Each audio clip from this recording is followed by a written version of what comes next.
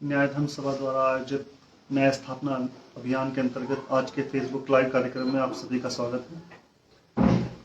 न्यायधर्म सभा पिछले 32 वर्षों से न्याय स्थापना का कार्यक्रम संचालित कर रही है, क्योंकि न्याय ही समाज और राष्ट्र के जीवन की रक्षा कर सकता है।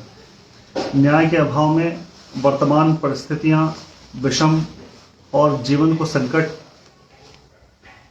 में खड़ा कर रही हैं और न्यायधर्म सभा पिछले 32 वर्षों से लगातार समाज की विभिन्न समस्याओं को, जो न्याय ही उनका समाधान है, उस पर समसामयिक विषयों द्वारा आज की विभिन्न परिस्थितियों में उत्पन्न संकट का समाधान किस प्रकार न्याय व्यवस्था से हो सकता है, उसी पर फेसबुक लाइव कार्यक्रम लगातार संचालित कर रही है।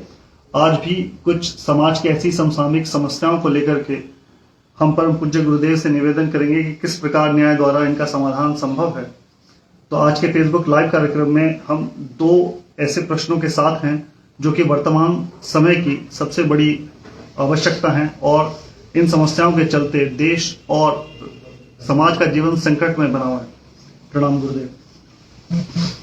गुरुदेव, आज के फेसबुक लाइव कार्यक्रम में गगन जी दुर्ग से उन्होंने प्रश्न किया है कि वर्तमान सरकार द्वारा बनाया गया जो कृषि कानून है वो क्या है, जिसका कृषकों द्वारा 1 वर्ष तक विरोध किया गया। धरना प्रदर्शन के द्वारा उन्होंने विरोध किया, बाद में सरकार ने इसको वापस भी लिया। यह कृषि कानून किस तरह से कृषकों को और भूमि को गुलाम बनाता है और न्याय धर्म की कृषि नीति क्या है और किस प्रकार ये कृषकों के हित में है और किस तरह किसान आत्मनिर्भर होता है। जी, अभी कृषि कानून से संबंधित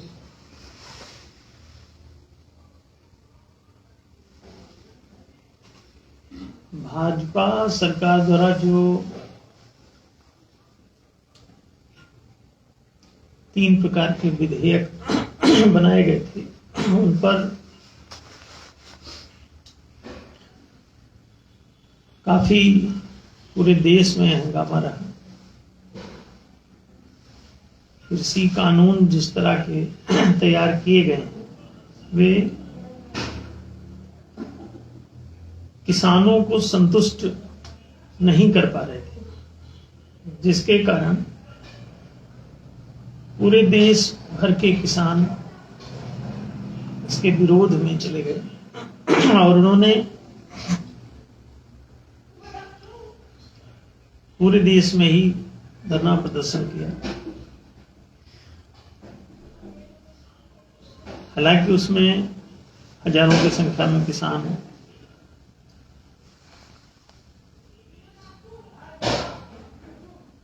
अपनी जान भी गंवा बैठे और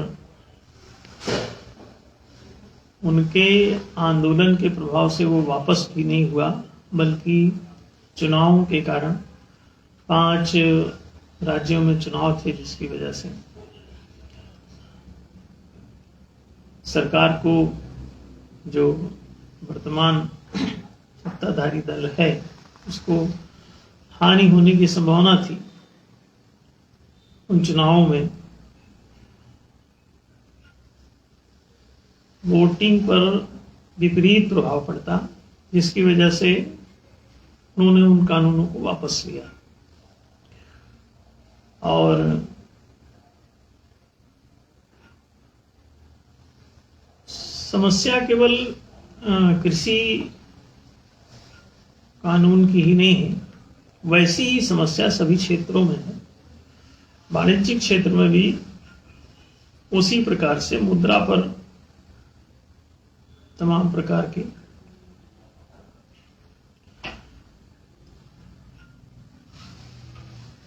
विपरीत कानून बनाकर, कुछ विपरीत बोझ लादकर, बाधाएं खड़ी करके मौद्रिक पूंजी को दुर्लभ बना दिया जाता है। उसी प्रकार से कृषि भूमि को दुर्लभ बनाने के लिए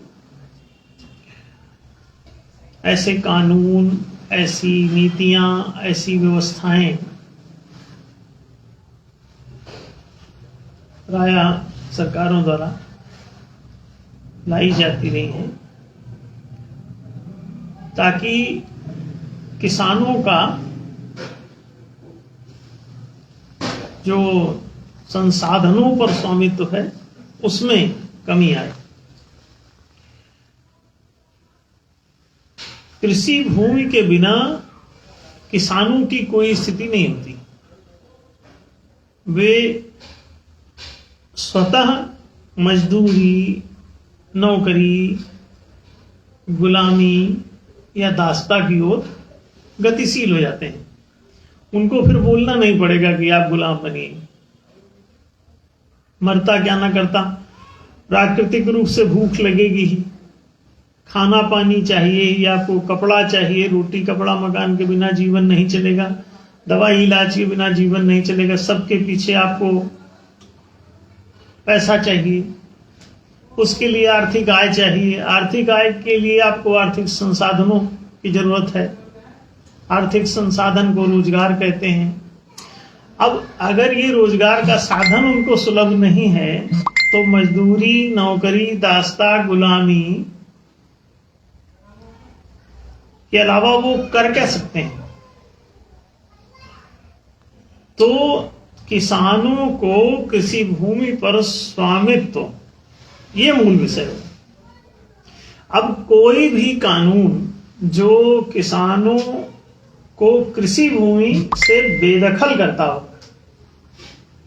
उनके स्वामित्व को समाप्त करता हो, वो चाहे कोई कानून हो, कोई नियम हो, कोई विधान हो, कोई नीति हो, कोई योजना हो या कोई कोर्ट का निर्णय हो, जो किसानों को कृषि संपदा पर स्वामित्व से वंचित करता हो, वह किसानों को गरीबी और गुलामी की अनवरत प्रक्रिया में लगा देता है। एक ऐसी धारा में बहा देता है जहां पे वो जाके अपने आप ही हाथ जोड़े हुए खड़े मिलेंगे, दर दर पर, घर घर पर, द्वार द्वार पर। हर सेठ के, हर पूंजीपति के, हर जमींदार के, हर संपत्तिवान के, हर संसाधन के मालिक के सामने वो हाथ जोड़े खड़े मिलेंगे और ये उनकी स्वाभाविक नियति हो जाएगी। ये उनका ऐसा ही भाग्य बन जाएगा। हमेशा ध्यान रखो कि सरकार और संविधान ही तुम्हारे भाग्य के विधाता हैं। वहां जो विधायक चुन के भेजते हो, विधायिका का गठन करते हो, नियामिका जो चुन के भेज देते हो, जो तुम्हारे लिए नियम नीति निर्णय कर रहे होते हैं, वो तुम्हारे भाग्य का विधान रच रहे होते हैं। वो विधायिका तुम्हारी विधाता है। वो जैसा विधान बना देगी वही तुम्हारा भाग्य बन जाएगा। भाग्य दो प्रकार का होता है, एक सौभाग्य, दूसरा दुर्भाग्य। दुर्भाग्य उसे कहते हैं जिसमें तुम्हारी दरिद्रता और दासता और दुख का द्वार खुल जाए। ऐसी कोई भी चीज जो तुम्हारे भीतर दुर्गुण भर दे, तुमको दरिद्र बना दे, तुमको दुखी कर दे और तुमको अंतिम रूप से दासता की हथकड़ियों और बेड़ियों में जकड़ दे, दृश्य अथवा अदृश्य रूप से तुमको मजबूर कर दे गुलामी करने के लिए, नौकरी करने के लिए, मजदूरी करने के लिए। तो बस तुम समझ जाओ कि तुम्हारी मिल्कियत छीन ली गई है। तो कृषि कानून कोई भी ऐसा बनाया जाए जिसमें से प्रति परिवार 5 एकड़ कृषि भूमि किसी भी किसान को सुलभ ना होने दे, ऐसी कोई भी नीति, ऐसा कोई भी विधेयक, कोई विधान, कोई कानून, कोई जज का निर्णय जो प्रति कृषक परिवार कृषि भूमि की स्वामित्व में बाधा उत्पन्न करता, वो किसानों की गुलामी की खुली घोषणा है।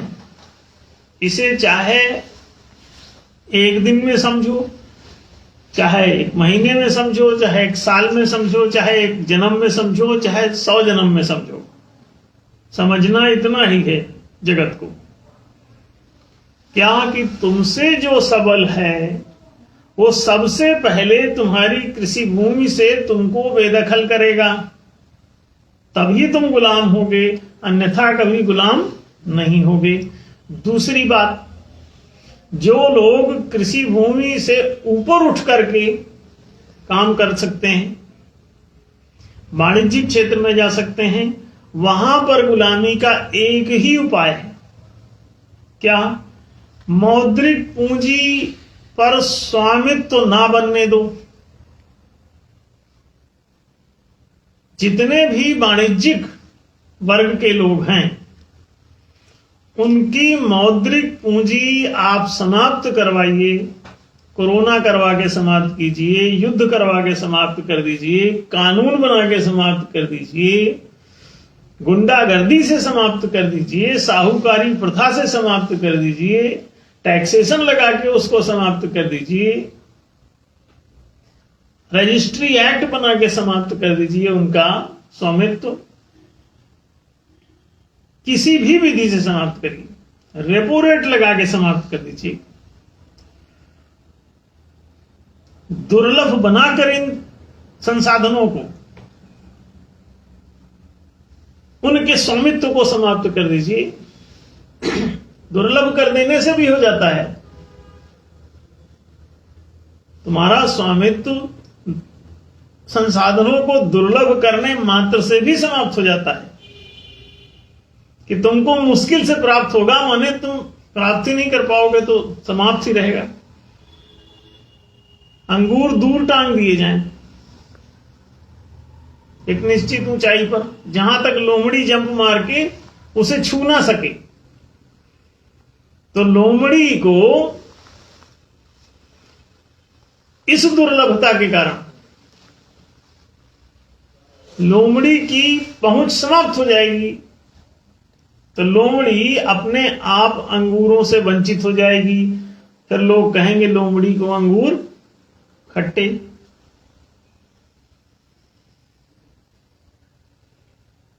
अंगूर खट्टे उसके लिए बना दिए जा सकते हैं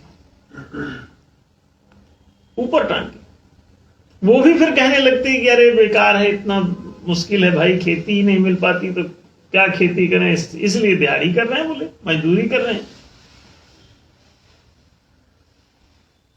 गंगा में रेता छान रहे हैं, जंगल में लकड़ी काट रहे हैं। सोचो ये सब हो रहा है, घरों में घुस घुस के बर्तन मांज रहे हैं। क्यों? संसाधन दुर्लभ हैं, लोमड़ी को अंगूर खट्टे हैं, वो भी अनुभव करने लगता है कि अंगूर खट्टे हैं। धीरे धीरे ये दुर्लभता वो मान लेता है अपनी किस्मत, अपना भाग्य, कि हमारे भाग्य में ही नहीं है शायद अंगूर। फिर बिना अंगूर के जीना सीख लेता है, गुलामी को अपनी जिंदगी मान लेता है, और पीढ़ी दर पीढ़ी गुलाम पैदा करता रहता है, गुलाम पैदा करता रहता है। और अधिक पैदा करो गुलाम, और अधिक पैदा करो गुलाम। खुद जिंदगी भर गुलामी किया, फिर उसके बाद और 10 गुलाम पैदा करके चला जाता है। और ध्यान रखो, तुम अनपढ़ हो इसीलिए गुलाम हो, इतनी सी बात नहीं है, पढ़े लिखे भी गुलाम होते हो। Naukari.com से ही आ रहे हो सारे इंटेलेक्चुअल लोग। नौकरी का मतलब ही होता है गुलामी। संसाधन के मालिक तुम नहीं होते हो तो तुमको नौकर बनना पड़ता है। खेती की जमीन के तुम मालिक नहीं हो, तो खेती में जितने भी काम करने जा रहे हो वो क्या हो? वहां पर मालिक नहीं हो तो क्या हो? वहां पर जो मालिक नहीं होता उसी को गुलाम कहते हैं। दुकान के तुम मालिक नहीं हो, फिर तुम दुकान पर काम कर रहे हो, तो अब क्या हो? दुकान के तुम मालिक नहीं हो, दुकान पर काम कर रहे हो तो क्या हो? जमीन के तुम मालिक नहीं हो, जमीन पर तुम काम कर रहे हो तो क्या हो? सोचो, राजकोष के तुम मालिक नहीं हो, फिर भी राजकीय पद पर काम कर रहे हो तो तुम क्या हो?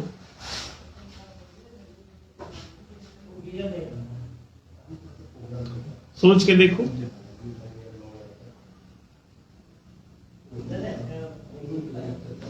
ऐसी स्थिति में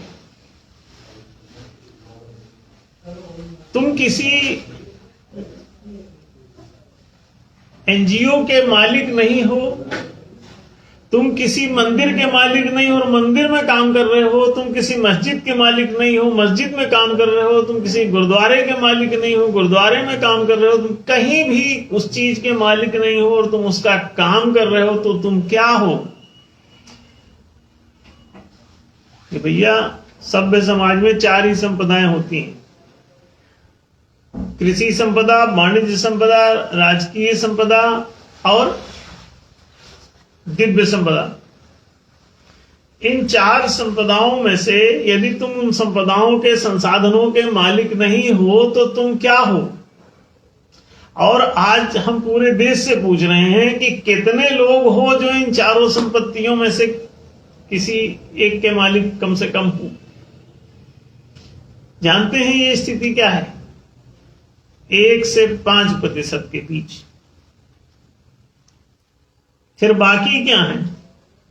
इसीलिए वे आपको कहते हैं ह्यूमन रिसोर्स। एचआर में आते हैं आप, जैसे इकोनॉमिक रिसोर्स होता है, ऐसे ह्यूमन भी एक रिसोर्स उन्होंने मान लिया है अपना। किसने? 1 से 5% लोगों ने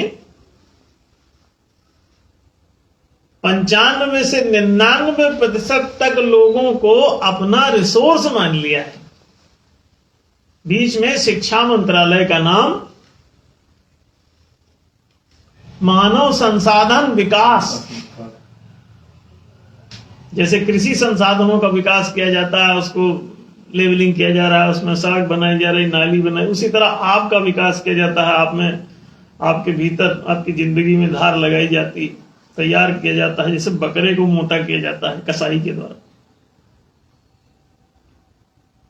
काहे के लिए? कि बाद में वो हलाल करेगा उसको। तो उसी तरह तुम बकरा कसाई के लिए रिसोर्स है।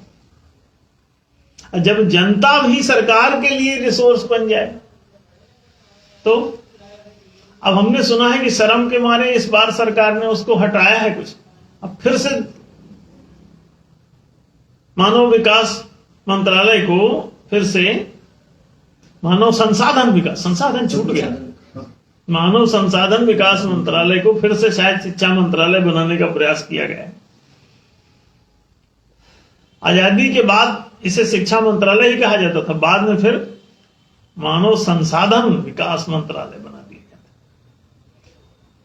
शिक्षा उच्छा दे के आपको स्किल ट्रेनिंग दे के तैयार करके गुलाम बनाना है, तो फिर प्लेसमेंट के लिए आ जाते हैं कॉलेजेस में पैकेज लेके, 2 लाख का पैकेज, 2.5 लाख का पैकेज, 10 लाख का पैकेज, 50 लाख का पैकेज, कोई करोड़ों का भी पैकेज लेके आ जाते हैं। जितना मोटा बकरा उतना ज्यादा अमाउंट। लिखा होगा बाजार में, बकरा काजू पिस्ता बादाम खिला के भी तैयार किया जाता है और उनको उतना ज्यादा, अधिक से अधिक अमाउंट से उनको खरीदा जाता है। और गुलाम जितना महंगा बिकता है उतना गुलाम भी खुश होता है कि उसकी कुछ तो कीमत है बाजार में। बकरा मोटा है तो मोटा बकरा बनना है या कि मालिक बनना है, ये जनता को सोचना है। तो कृषि संसाधन को नियंत्रित करने के, उन पर अपना कुछ चंद लोगों का स्वत्वाधिकार स्थापित करने के कानून अनादिकाल से बन रहे हैं, अनंत काल तक बनते रहेंगे। यदि समाज में न्यायशील व्यवस्था लागू नहीं होती तो भूमि पर किसी भी प्रकार का भार, मुद्रा पर किसी भी प्रकार का भार, राजकोष पर किसी भी प्रकार का भार और सामाजिक जो कोष है, समाज कोष है, मठ मंदिर गुरुद्वारा चर्च आदि, ट्रस्ट ताम झाम जितने, ये चौथी संपदा है। एक और है पांचवी संपदा, उसे वन संपदा कहते हैं। वो पशुओं, जंगलियों, वनवासियों, अपराधियों आदि के लिए छोड़ दिया जाता है कि अपराधी लोग समाज में जिनको नहीं रखना है वो अंत्यज कहलाते हैं, उन्हें समाज से बाहर ड्रॉप कर दिया जाता है। वो चोरी चपाटी बेईमानी बदमाशी कर रहे हैं तो उन्हें सजा देने के बजाय न्याय जो है उनको बाहर छोड़ दे। तो कहता है बाहर जो वन संपदा है तुम कमाओगे तो है नहीं, जाओ उसी को खाओ पियो, तुम्हारे लिए मुफ्त में वहां सब संसाधन सुलभ है, हर पशु के लिए सुलभ है। तो मनुष्य भी जो पशुवत रहता है उसको भी वहां छोड़ दिया जाता है।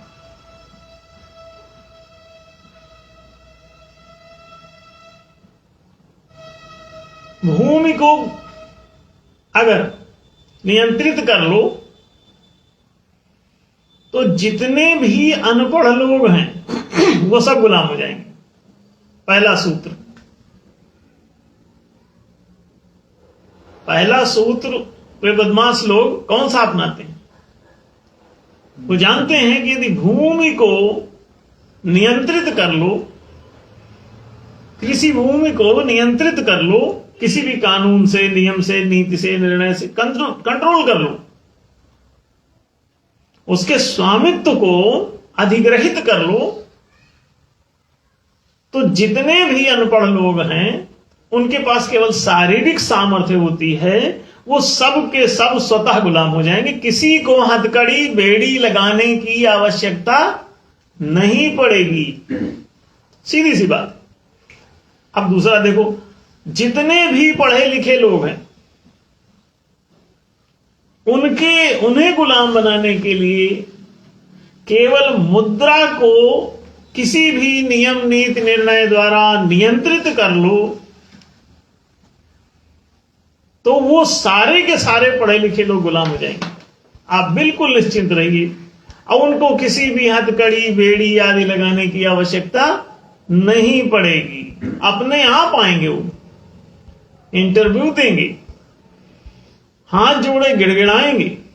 पढ़े लिखे लोग फाइल लिए अपनी मार्कशीटों के बैठे रहेंगे, अपना सीना फुला फुला के दिखाएंगे कि देखो हम कितने योग्य हैं, आपके गढ़ासे के अनुरूप हैं कसाईयों, देखो मोटा बकरा तैयार करके लाए हैं, इसे काटो, और खुद अपना गर्दन निहाई पे लाके रखेंगे। आप चिंता मत करिए। सारे पढ़े लिखे लोग सिर्फ मुद्रा को रेपो रेट लगा दो और उसे दुर्लभ बना दो।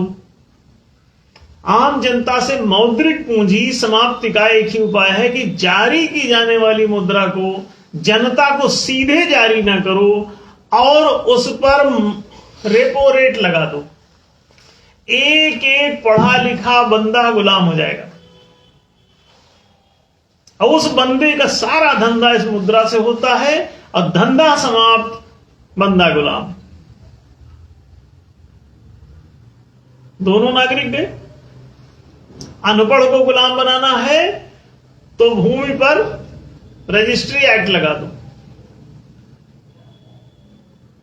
लगान थोप दो, टैक्स लगा दो, कीमत थोप दो। किसान के पास, अनपढ़ आदमी के पास इतनी कहां से लाखों करोड़ों रुपए लाएगा? तो 5 एकड़ जमीन अपने परिवार के लिए खरीदेगा रिसोर्स के रूप में? नहीं खरीद पाएगा। मतलब अनंत काल तक गुलामी का इकरार उससे लिखवा लो, लिखाने के लिए तैयार बैठा मिलेगा।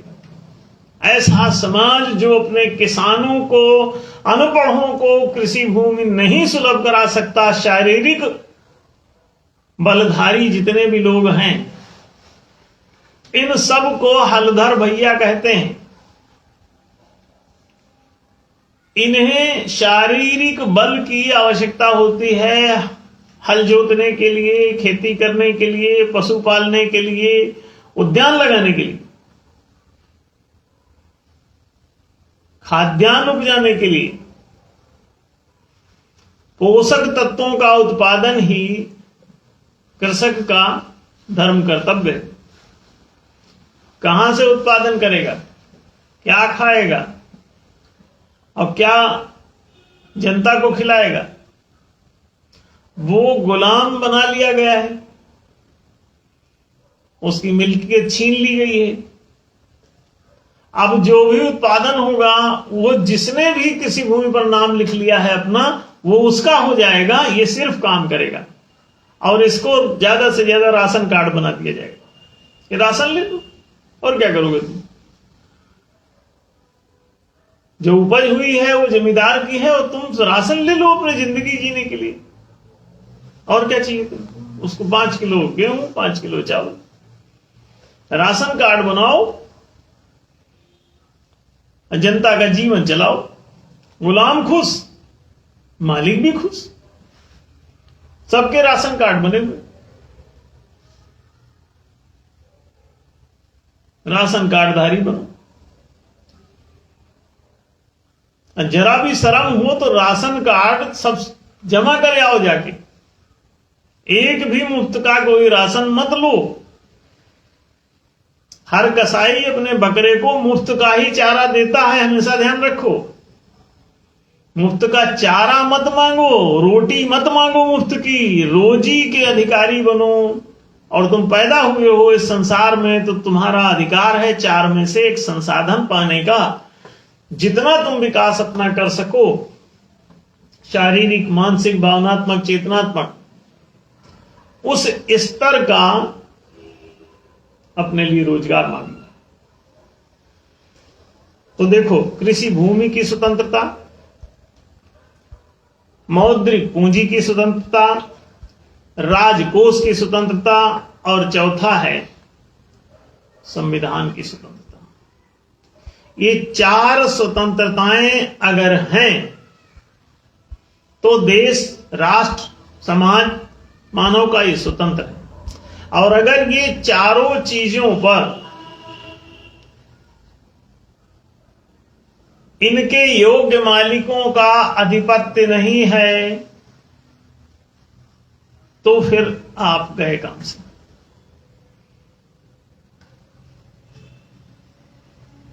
गुलामी सुनिश्चित है। गुलामी से बचने का एक ही जरिया है, धरती, मुद्रा, कोष, विधान, ये स्वतंत्रता की पहचान।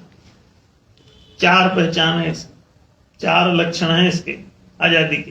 किसी भी देश की आजादी के 4 लक्षण हैं कि धरती उसके स्वतंत्र होगी, मुद्रा उसकी स्वतंत्र होगी, राजकोष उसका स्वतंत्र होगा, किसी वर्ग विशेष का कब्जा नहीं होगा कि कोई एक चंद गुंडा कब्जे आया है, बाकी सबको कहता है तुम सब गुलाम हो। किसी को 2000, किसी को 2500, किसी को 3000 दे के गुलामी कर, ताकि जिंदा रह ले, अगले दिन फिर काम पे आ सके। नहीं, राजकोष से समान वेतन अगर नहीं मिलता है तो आप उसके मालिक नहीं है, मालिक कोई और है जो अपने लिए ज्यादा वेतन बना रहा है और आपके लिए कम वेतन का प्रावधान कर रहा है, कानून बना रहा है।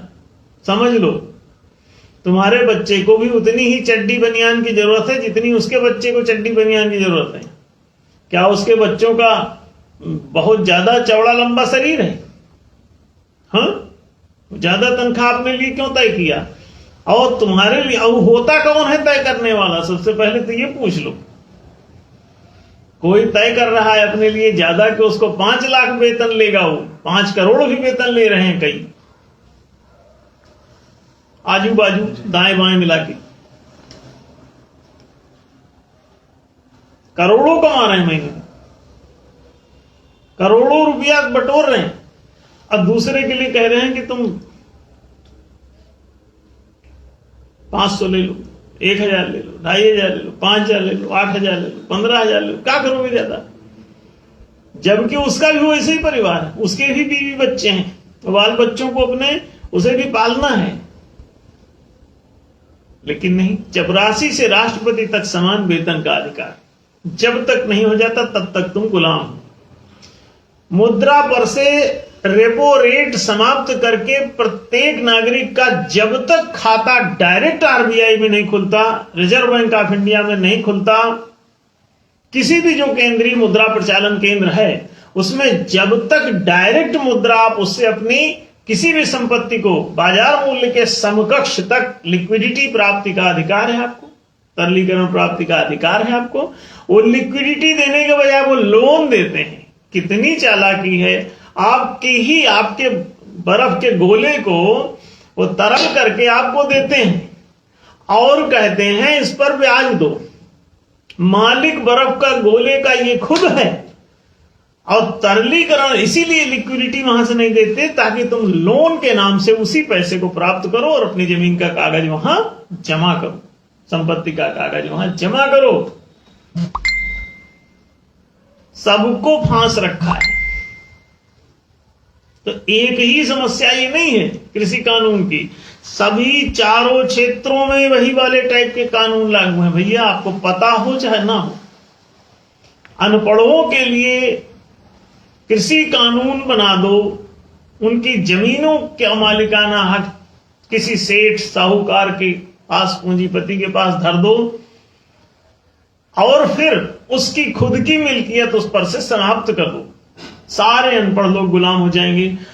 मुद्रा पर रेपो रेट लगा दो, डायरेक्ट इसका खाता खोलना आरबीआई में बंद कर दो, जनता का खाता मत खोलो, बस हो जाएगा वो गुलाम।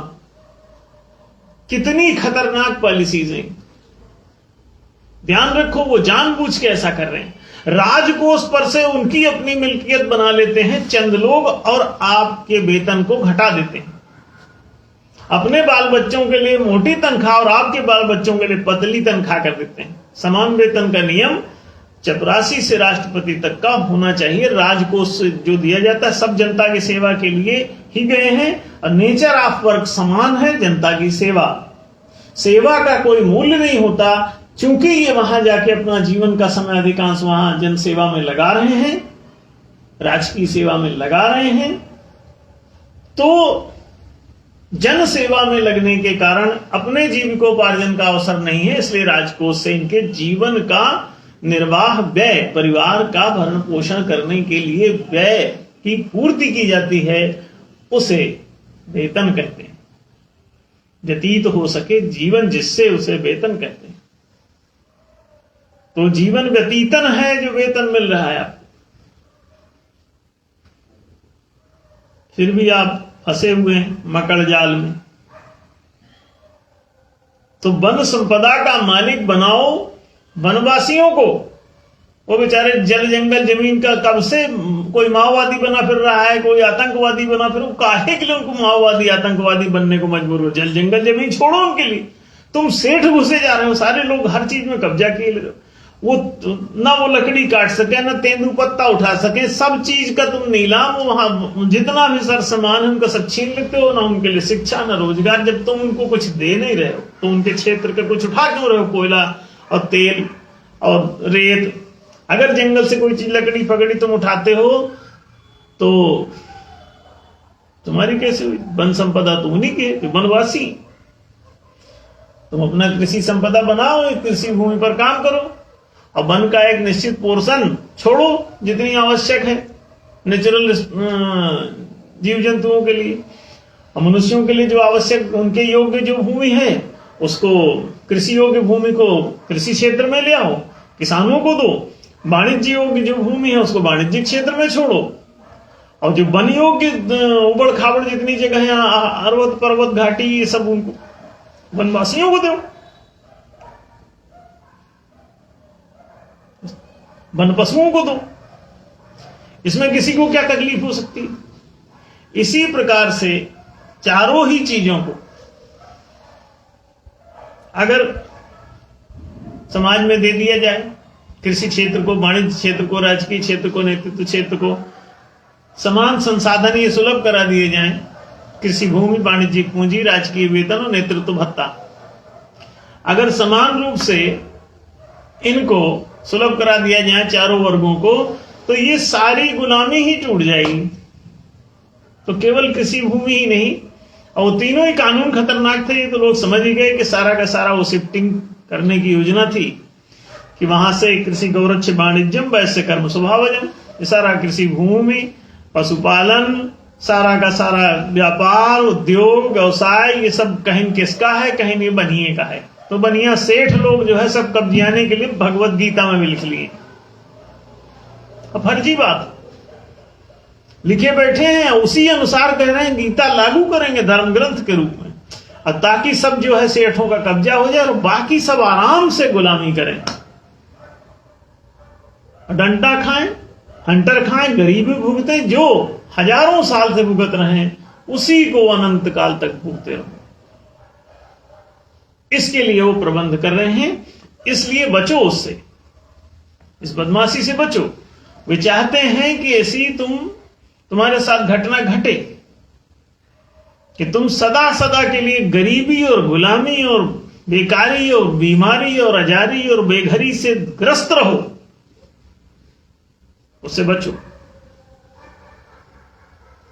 तो एक ही तरीका है कि समुचित व्यवस्था अपनाई जाए। शायद एक प्रश्न और था। जी भगवान, दूसरा जो प्रश्न है वो समसामयिक समस्या पर आधारित है कि जो उत्तराखंड में जोशीमठ की समस्या पर है, जो कि लगातार भूमि में धंस रहा है जी। और पिछले 12 दिनों में एक रिपोर्ट के मुताबिक 5.37 सेंटीमीटर वो भूमि में धंस गया है, जिससे वहां के नागरिकों का जीवन और वहां की संपदाएं संकट में आ गई है। तो भगवान, इस प्रकार की समस्याओं से नागरिकों का जीवन बचाने के लिए सरकार की न्यायशील आवासीय नीति क्या होनी चाहिए, ताकि मनुष्य जो देश के नागरिक हैं उनका जीवन बचा सके और उनकी जीवन भर की जो अर्जित संपदाएं हैं उसकी रक्षा हो सके। इस पर मार्गदर्शन करने की। बिल्कुल। जोशीमठ आज जिस समस्या से जूझ रहा है, ये समस्या वास्तव में किसी एक पहाड़ी क्षेत्र की नहीं है। ये सारी जितनी पहाड़ी क्षेत्र में रहने वाली आबादी है, ये सब की समस्या है। देर सबेर कभी न कभी इस तरह की विपदाएं, आपदाएं, नेचुरल कैलामिटीज ये निश्चित रूप से उस क्षेत्र के निवासियों को भुगतनी पड़ती रहती हैं और पड़ती रहेंगी। क्यों? वहां पर आवासीय वातावरण नहीं है, आवासीय परिस्थितियां वहां पर नहीं है। वहां जो लोग रहते हैं वो विपत्ति में ही रहते हैं, परमानेंट विपत्ति में रहते हैं। एक दिन की विपत्ति नहीं है। एक दिन कहीं तगड़ा धंसकन हो गया तो चारों तरफ हल्ला मच गया कि जोशीमठ धंस रहा है। जोशीमठ ही नहीं धंस रहा है, हर जगह भूस्खलन, वहां का एक पहाड़ों का स्खलित होना वहां बारंबार होता रहता है। सड़कें पूरी की पूरी नीचे धसक जाती हैं। हर बरसात में कई दिनों तक रास्ता कटा रहता है। क्यों? अरे भाई, इतनी ऊंचाई पर आप रहे, नीचे मकान बना, ऊपर पत्थर लगे हुए हैं। वहां से एक पत्थर सरक जाए तो सब मकानों को चटनी करता हुआ चला जाएगा। आप सोचिए ये कितनी आतंकित दशा है 24 आवर्स की। भले आदमी रह रहा है कि आज नहीं गिरा है कल गिरेगा, कल नहीं गिरा तो बोले अब चलो आज भी बच गया, अब शायद कल गिरे। तो इस आशा में कि किस दिन गिरेगा, मतलब मौत के आप दिन गिन रहे हैं कि चलो और कितने दिन सरक गए, आज नहीं गिरा घर के ऊपर। कारों के ऊपर हमने देखा गाड़ियां जा रही हैं, ऊपर से गाड़ियों के ऊपर बड़े विशालकाय पत्थर गिर पड़े और कई गाड़ियों को चटनी करते हुए चले गए। तो ये तो अखबारों में आप अक्सर देखते हैं, अब तो टीवी पे भी दिखाने लग गए, प्रत्यक्ष रूप से उस तरह की वीडियोस लोग बना लेते हैं, वो भी दिख जाता है। पानी का वहां अचानक कोई प्रवाह चल पड़े तो इतनी तीव्र गति से चलता है कि वो सारा आथर पत्थर बटोरे हुए और पूरा कोई वहां बस्ती पूरी बस्ती लेके चला जाता है। अभी ये भी सब कांड हो चुके हैं। पीछे आप केदार घाटी का वो दिखा आपने तमाशा, केदारनाथ जी का मंदिर जहां पर है, वहां बहुत एक बड़ी विचित्र घटना हुई थी और उसमें जाने कितने लोग दफन हो गए, घर उनके बर्बाद हो गए, सब बह गए, आदमी लाशें जमीनों से लोगों ने खींच खींच के निकाली, मिट्टी रेतों में दबे हुए, कीचड़ में दबे हुए लोग। तो ये एक दिन कहा, ये तो जब जिस क्षेत्र में कोई घटना घटती है तो वहां पे चिल्ला चहट मचाते हैं, वो भी 15-20 दिन, 1 महीना हल्ला मचता है, फिर धीरे धीरे लोग अपनी प्रैक्टिस में आ जाते हैं। न्याय धर्म सभा का एक प्रस्ताव है न्यायशील ग्राम योजना का। वो ये कहती है कि प्रत्येक नागरिक को एक सुंदर आवासीय परिस्थिति मिलनी चाहिए जहां वो एक ऐसा नागरिक जीवन जी सके जो सभी दूसरे अन्य जो नागरिक हैं किसी भी क्षेत्र के, उनके समतुल्य वो सुख सुविधा अर्जित कर सके। जब तक ये चिंतन नहीं आएगा कि सभी नागरिक समान हैं, सभी नागरिकों को समुचित सभी प्रकार की परिस्थितियां उपलब्धि का अधिकार है, आप जब तक ऐसा चिंतन नहीं लाएंगे, किन्हीं भी दो नागरिकों के बीच में जो ये उच्चावचन इतना अधिक है, उनके अधिकारों में भेद इतने अधिक हैं, अंतराल इतना ज्यादा है कि उसे कहीं से भी औचित्यपूर्ण नहीं कहा जा सकता, और न्यायोचित नहीं है। तो न्याय के सिद्धांत पर आधारित कोई अभी ग्राम योजना ही क्रियान्वित नहीं है। वास्तविक बात यह है कि जहां पर वन क्षेत्र जो है, जो ऐसे ऊटक नाटक दुर्गम जो क्षेत्र हैं, अनुपजाऊ जो क्षेत्र हैं, रहने के लिए कष्टप्रद जो क्षेत्र हैं, उनको सबको ही, जो कठिन जीव जंतु हैं, मनुष्य जो है बहुत सरल और संवेदनशील जीव है, इसको थोड़े में ही दर्द होता है, सर्वाधिक पीड़ा की अनुभूति मनुष्य को होती है, उससे कम पशु पक्षियों को, फिर उससे कम अथवा ना के बराबर पेड़ पौधों को, और फिर बिल्कुल समाप्त डेड स्थिति जड़ पदार्थों की है कि जो पत्थर हैं, लोहा है, मिट्टी, इनको चाहे गर्म करो चाहे ठंडा करो, ना उनको ठंड लगे ना उनको गर्मी लगे, ना उनको बरसात से कोई प्रॉब्लम है, पत्थर के ऊपर पानी डाल रहे हो, कुछ में सर्दी भी नहीं हो रही उसको, है ना। तो जड़ पदार्थ और वृक्ष वनस्पति ये प्रायः जड़ विभाग हैं और इनमें शून्य प्राय स्थिति है दर्द की।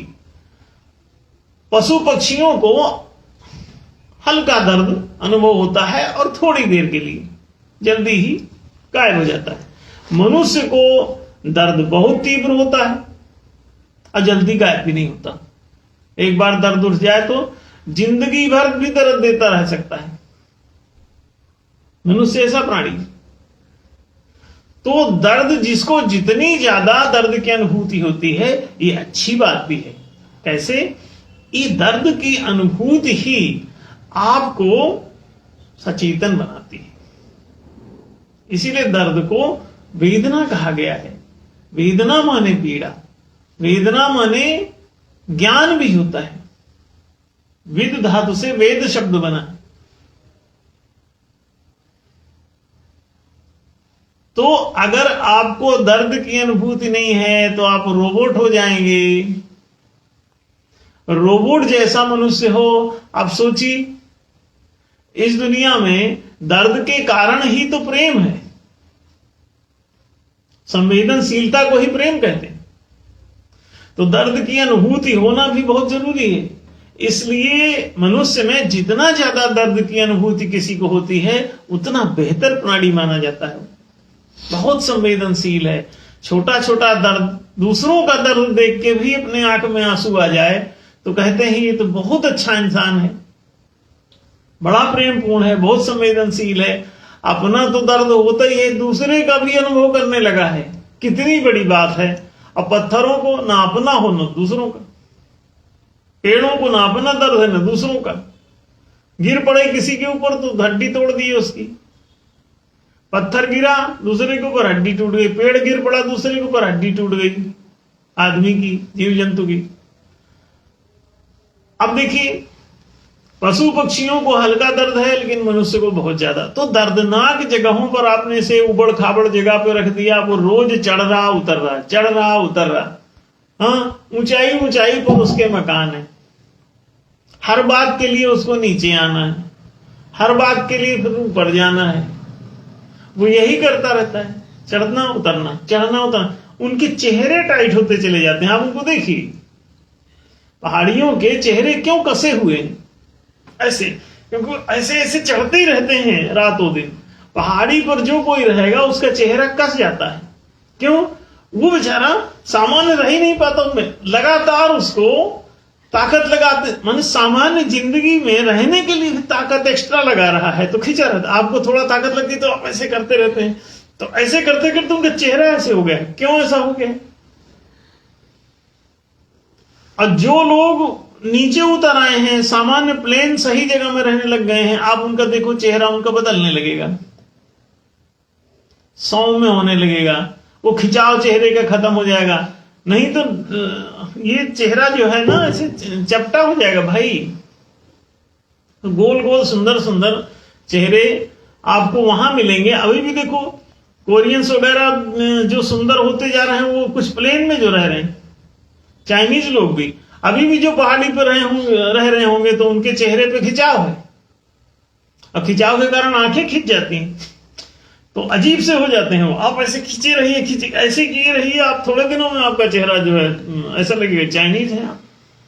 पहाड़ी पे रहने के लिए जितने भी पहाड़ी लोग हैं आप उनको देख लो, उनका चेहरा जो है वो दूसरी किस्म का हुआ। अरे भैया वो भी इंसान, उनको नीचे उतारो, वहां कहां चढ़ाए रखे हो, और रोज चढ़ रहे रोज उतर रहे, रोज चढ़ रहे रोज उतर रहे, वो तो बंदर बना दोगे आप। तो उनको नीचे उतारो। एक सज्जन आए थे, हमसे बोले कि पहाड़ी क्षेत्रों से लोग पलायन कर रहे हैं, ये बहुत बड़ी समस्या है, पलायन बहुत बड़ी समस्या है बोले उत्तराखंड की। तो हमने कहा तुम एक काम कर लो, अगर तुमको ये समस्या लग रही तो हम तुमको भेज देते हैं प्लेन से, तुम वहां चले जाओ, और जो पलायन कर रहे हैं उनकी जगह तुम चले जाओ, वहां रहना चालू कर दो, तो पलायन की समस्या खत्म हो जाएगी। और भी हमने कहा जो समर्थक हैं पलायन रोकने के लिए, तो हमने कहा वो लोग चले क्यों नहीं जाते वहां? अगर वहां रहना जरूरी है तो जो लोग उसके हिमायती हैं वो वहां पहुंचे, और बाकी जो वहां भागना चाहते हैं हम कहते हैं उनको जाओ, उनको भाग जाने दो। जिनको मजा आ रहा है वो वहां चले जाओ। तो वो जाने के लिए तैयार नहीं, दूसरे को कह रहे हैं वहां रुको। कितने बदमाश हैं लोग। तो वो सज्जन यहीं के थे, उस आंदोलन से जुड़े हुए थे, पलायन रोको आंदोलन। तो कहीं ना आपकी बातें तो लेकिन बड़ी सटीक रहती हैं। हमने कहा हम आदमी सटीक हैं। तो हमसे बोले मैं तो आपसे उस विषय में मदद के लिए आया था, लेकिन अब मैं क्या कहूं कि मदद करें कि ना करें। तो हमने कहा मदद कहां से लोगे, अब तो ये देखो कि कैसे तुम जाओगे वहां, हम एक ही मदद करेंगे तुमको भेजने की वहां। तो बेचारे फंस गए। मतलब दूसरों के लिए कड़वा कड़वा और अपने लिए मीठा मीठा चिंतन। ये क्यों? उनको सबको प्लेन वहां जोशीमठ से हटाओ, प्लेन में ले आओ, और सब जगह ग्राम योजना बसाओ, और सबका मकान नंबर अलॉट करो, और सब ग्राम बस्ती पहले सरकार बनाए और सबको नंबर अलॉट किया करे। एक न्यूनतम आवास उसमें कि एक दो कमरे प्रति परिवार, एक किचन बना दे, एक आध टॉयलेट बना, कह दो आ जाओ भाई, सब लोग रहो, बाकी अपना एक्स्ट्रा जो बनाना चाहते हो बनाते रहो। जिंदगी भर उसमें इंप्रूवमेंट करते रहो, कोई मना नहीं। प्रत्येक नागरिक को न्यूनतम 1000 से अधिकतम 2500 वर्ग फुट का एक आवासीय भूखंड प्रति परिवार की दर से सरकार को अलॉट करना चाहिए। काहे कोई जोशीमठ में रहेगा भाई, उतारो वहां से सबको। जोशीमठ ही नहीं, पूरे उत्तराखंड में जितनी भी पहाड़ी की भूमि है, और भी देश के जहां हिमाचल में जो भी लोग रह रहे हैं, और कश्मीर में भी जो बंदर नुमा वहां ऊपर रह रहे हैं उनको सबको उतारो नीचे, उनको लंगूरी जिंदगी आप दे रहे हैं, उनको नीचे उतारिए, प्लेन में रखिए, उनको प्रॉपर शिक्षा दीजिए, फिर एक 25 साल तक, फिर उसके बाद एक रोजगार दीजिए, फिर उनका आवासीय सुविधा दीजिए, और रोजगार में नौकरी मत दीजिए, संसाधन दीजिए, रिसोर्स दीजिए, कृषि भूमि दो, वाणिज्यिक पूंजी दो, राजकीय राजकोष की मिल्कियत दो, समान वेतन तय करो और नेतृत्व भत्ता प्रदान करो उसी के समकक्ष। तो जब ये 4 वर्ग हैं समाज में, कर्मचारियों के इन चारों को उनके संसाधनों का स्वामित्व दो। नौकरी, मजदूरी, गुलामी, दिहाड़ी, दास्ता, ये धंधा बंद करो। ये देखो, ये एक बच्चा यहां बैठा हुआ है सुधीर, ये हमको मिलने आया 99 में। हमने पूछा क्या कर रहे हो, बोले दिहाड़ी। हमने कहा क्या करोगे, बोले दिहाड़ी। घर, बोले घास फूस का झोपड़ा। हमने कहा नहीं, चाहे देखो एक ही कमरा बनाना जीवन में, लेकिन अच्छा बढ़िया संगमरमर लगवाओ, फ्लोरिंग सुंदर बनाओ, और अच्छे से करके जब तक तुम बेहतर जिंदगी नहीं जियोगे, भला मानवता को साबित कैसे करोगे तुम मनुष्य? तो सबसे पहले तो हमने उसकी दिहाड़ी बंद कराई, डांट डूट के। पढ़ना, बोले इंटर के बाद पढ़ के क्या करेंगे? अब देखो, अब वो वेल क्वालिफाइड है बच्चा, पढ़ा लिखा है, सामने बैठा हुआ है, और अब वो स्टेट बैंक ऑफ इंडिया में एक अच्छे बड़े पद पे है। अब दिहाड़ी मजदूरी करना ठीक है या कि मिल्कियत की तरफ बढ़ना ठीक है? घास फूस की झोपड़ी में रहना ठीक है, किसी पहाड़ी पर लटके रहना पत्थर के नीचे ठीक है, या कि ठीक ठाक घर बना के अच्छी जगह में, साफ सुथरी जगह जहां रिहायशी बस्ती के योग्य भूमि पर रहना ठीक है? सोचिए, इस पर विचार कीजिए। तो जोशीमठ ही नहीं, पूरी दुनिया के जहां भी, भारत ही नहीं, पूरे उत्तराखंड को ही जरूरत है, फिर पूरे भारतवर्ष को जरूरत है, पूरी दुनिया को जरूरत है इसकी, उनको पहाड़ी से उतारा जाए और उन्हें सिंपल जगह पर रखा जाए। सभी को वहां पर उनको रखने की क्या जरूरत है? और वहां जा जाके सड़कें बनाते फिर रहे हो। सड़क बनाने की क्या जरूरत? सड़क जितनी बनाते जा रहे हो, जंगल के वन पशु सब जी नहीं पाएंगे, बहुत हमेशा परेशानी में फंसे रहेंगे। तो जंगली जीवों को झंझट, पशु पक्षियों को झंझट, पेड़ पौधों को झंझट, वहां की नदियों को झंझट, वहां के झरनों को झंझट, झीलों को झंझट, सब आप कचरा फैला देंगे। तो वहां बस्ती, भाई अगर आप नेचुरल वन संपदा जो है उसको, वनों को वन जैसा नहीं रहने देंगे तो पृथ्वी पर आपका पर्यावरण बिगड़ जाएगा, असंतुलित हो जाएगा। आप रहिए लेकिन वन क्षेत्रों को जिंदा रखिए ताकि सही ढंग से वर्षा हो सके, पेड़ पौधों को जिंदा रखिए, उनको वनों को सुरक्षित कीजिए। हमने चारों तरफ से वनों को आच्छादित, वनों को बाउंड्री वाल से घिरवाने के लिए एक सुंदर कोई मजबूत फेंसिंग लगा के उसको, और बढ़िया लोहे स्टील की कोई फेंसिंग लगाई है मजबूत, जो कभी तोड़े से ना टूटे, ऊंची ऊंची 8-10 फुट ऊंची बढ़िया लगवाइए चारों तरफ से, और सभी वन पशुओं को और वन्य जीवों को वहां पर आराम से रहने दीजिए। वहां के अंदर बहने वाली नदियों को छेड़छाड़ मत कीजिए, अंदर बनने वाले तालाबों को मत समाप्त कीजिए, झीलों को मत समाप्त करिए, उनके बर्फों को मत समाप्त करिए, वहां पहुंच कर दंगा फसाद मत करिए, उनके शिकार पर वहां घुसने की चेष्टा बंद करिए। वो जीव जंतु हैं उनको अपने ढंग से रहने दीजिए। मनुष्यों के जो अपराधी वर्ग हैं उनको भी जंगल में वहीं छोड़ दीजिए, क्योंकि बंदर अंदर सब अपराधी ही हैं, उगा के कमा के नहीं खाते, अपराध करके ही खाते हैं, छीन झपट के। तो उनको जंगल में रहने दीजिए, एक दूसरे का छीनो झपटो, सब पशु ही हैं वहां। इसलिए वन्य क्षेत्र की जो आय है उसको वन के संरक्षण पर ही व्यय किया जाए। मनुष्य उससे वहां से आय निकाल के अपना जीवन क्यों चलाना चाहता है? कमा के क्यों नहीं खाना चाहता? खुद उपार्जन करके उपार्जन करो और उससे खाना खाओ। आप वन संपदा क्यों बेच बेच के खा रहे हो भाई? वन्य जीवों के लिए, वनवासियों के लिए उसे छोड़िए पूरा क्षेत्र को, और वहां से सामान्य जनों को निकाल के बाहर कीजिए।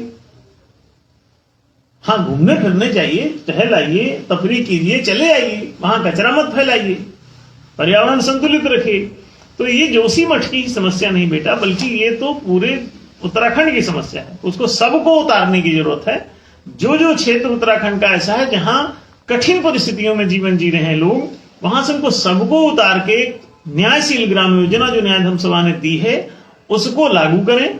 हम लोग एक न्यायनगर के रूप में न्यायशील ग्राम योजना को क्रियान्वित करके दिखा भी रहे हैं कि इस तरह से बनाओगे बहुत अच्छा जीवन हो जाएगा। सभी ग्राम पंचायतों को उसी आधार पर बसाया जाना चाहिए, और जो ऐसी दुर्गम क्षेत्रों में ग्राम पंचायतें कोई बसी हुई उनको सबको उतार के उन बस्तियों को उचित ग्राम पंचायतों में जहां जगह है वहां उनके मकान अलाट किए जाने चाहिए। 1000 से 2500 वर्ग फुट के बीच के प्रत्येक परिवार को एक आवासीय भूखंड, जो माता पिता और उनके नाबालिग बच्चे, ये परिवार माना जाए। और जो बड़े हैं, बालिग हैं, उनका अलग से परिवार माना जाए। उनको अलग से इस तरह से आवासीय भूखंड और आवास की सुविधा होनी चाहिए, शिक्षा और रोजगार के साथ। तो देखिए जीवन बहुत सुंदर हो जाएगा। अब जो लोग समझदार हो गए हैं उनको चाहिए कि वे इस पर विचार करें, देखें और न्याय धर्म सभा से संपर्क करें। सरकार भी न्याय धर्म सभा से संपर्क करे। और हम लोग तो ये व्यवस्था दे ही रहे हैं। हम लोग देवनगर के रूप में भी एक बढ़िया उन्नत धरती पर स्वर्ग की रचना कर रहे हैं कि हाँ, इस तरह से आप सामाजिक ढंग से कैसे रहा जा सकता है, प्रेम पूर्वक रहा जा सकता है। आप अपने लिए और लोगों के लिए स्कूल खोलिए, अपने और लोगों के लिए अस्पताल खोलिए, अपने और लोगों के लिए उपार्जन के साधन खोलिए, और अपने और अन्य लोगों के लिए अच्छी सुंदर बस्तियां बसाइए और अच्छे से रहिए। सरकारी तल पे नहीं हो सकता है तो सामाजिक रूप से कीजिए। हम सामाजिक संगठन के रूप में उसी काम को अंजाम दे रहे हैं। पिछले 32 साल से हम काम कर रहे हैं।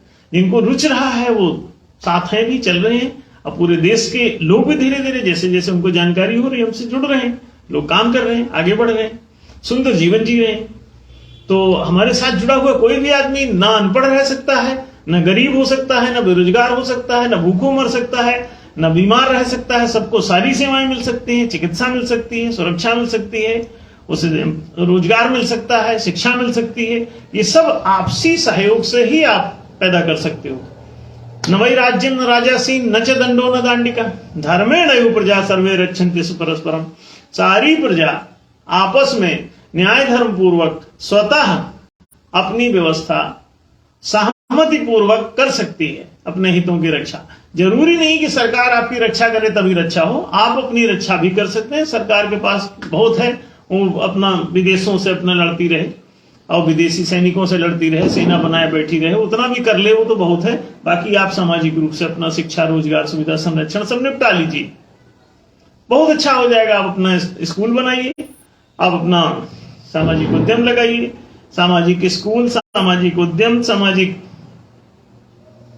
बस्ती और सामाजिक अस्पताल, ये 4 चीजें बना लीजिए, आपका उद्धार हो जाएगा। कोई कहीं समस्या नहीं है। और ये हर ग्राम पंचायत में इस तरह की व्यवस्था दे दी जाए तो जोशीमठ जैसी समस्याएं स्वतः समाप्त हो जाएंगी, वहां कोई बसने ही नहीं जाएगा। तो शायद बात स्पष्ट हुई होगी। धन्यवाद गुरु जी। अन्याय का दलदल किस तरह से दरिद्रता और दास्ता में पूरे समाज को जकड़ा हुआ है, चाहे विषम कानूनों से कृषकों के लिए उत्पन्न हुई समस्या हो या प्राकृतिक कारणों से जोशीमठ के नागरिकों के लिए उत्पन्न हुई समस्या हो। और हमने परम पूज्य गुरुदेव से जाना कि किस प्रकार न्यायशील व्यवस्था इस तरह की समस्याओं से नागरिकों को निकालकर उनको एक समृद्ध और सुखी जीवन प्रदान करती है। और इसी प्रकार अन्य समस्याओं पर न्यायशील दृष्टिकोण जानने के लिए हम अगले रविवार पुनः एपी लाइव प्रोग्राम में उपस्थित होंगे। धन्यवाद।